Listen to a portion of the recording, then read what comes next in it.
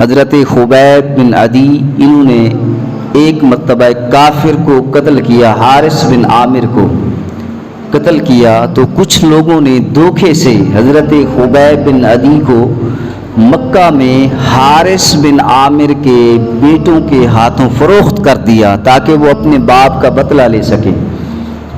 تو حضرت خبیب بن عدی کو جب حارث بن عامر کے بیٹوں نے خریدا، خریدنے کے بعد ان کے بیٹوں نے کہا کہ اے حارث، ہم تمہیں سولی پر لٹکائیں گے۔ کھانا پینا بند کر دیا، پانی بھی بند، کھانا بھی بند، سولی پر لٹکانے کا انتظام کرنے لگے۔ لوگ جمع ہو گئے، دیکھنے کے لیے کافی تعداد کے اندر ہجوم تھا، لوگ منتظر تھے دیکھنے کو حضرت خبیب بن عدی یہ سولی پر لٹکائے جا رہے ہیں، یہ سارا انتظام ہو رہا ہے۔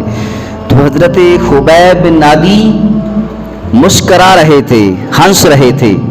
لوگوں نے کہا کہ اے خبیب، تجھے سولی پر لٹکانے کا انتظام کیا جا رہا ہے اور تم ہو کہ مسکرا رہے ہو، ہنس رہے ہو۔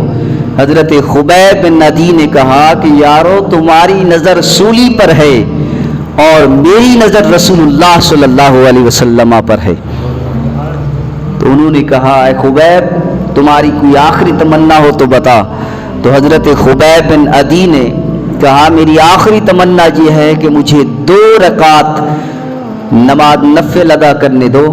حضرت خبیب بن عدی کو موقع ملا، تمنا پوری ہوئی، 2 رکعت نماز نفل انہوں نے جلدی جلدی ادا کی، دیر نہ لگائی، جیسے سکون کے ساتھ پڑھا جاتا ہے۔ انہوں نے جلدی نماز ادا کی۔ جلدی نماز ادا کرنے کے بعد لوگوں نے کہا اے خبیب، تم نے جلدی جلدی نماز ادا کیوں کی ہے، جلدی کیوں پڑھا ہے آپ نے نماز؟ حضرت خبیب نے کہا کہ یارو، میں نے نماز 2 رکعت نماز نفل اس لیے جلدی ادا کی ہے تاکہ تمہارے دلوں کے اندر یہ خیال نہ آئے کہ خبیب سولی کے ڈر کی وجہ سے نماز کو لمبا کر دیا ہے۔ تمہارے دلوں کے اندر یہ خیال نہ آئے کہ یہ ڈر اور خوف کی وجہ سے، کیونکہ سولی پر لٹکایا جا رہا ہے، ڈر اور خوف کی وجہ سے اس نے نماز کو لمبا کر دیا ہے تاکہ وقفہ مل جائے۔ نہیں، اس لیے میں نے نماز کو لمبا نہیں کیا تاکہ تمہارے دلوں کے اندر خیال نہ آئے۔ اللہ اکبر۔ اس کے بعد ان لوگوں نے کہا، اور ایک شخص نے آ کر نیزے کی نوک سے حضرت خبیب کے سیڈوں پر نوک کو کھبایا اور کہنے لگے کہ اے خبیب، آج تو سوچ رہا ہوگا اپنے دلوں کے اندر، اپنے دل میں سوچ رہا ہوگا کہ کاش آج میری جگہ پر محمد مصطفیٰ ہوتے۔ حضرت خبیب نے کہا اے ظالمو، اے خبیثو، میرا گمان ہرگز یہ نہیں، نہ میرے دل کے اندر یہ ہے، نہ میرے اندر ہے یہ خیال، نہ میرے باہر ہے خیال۔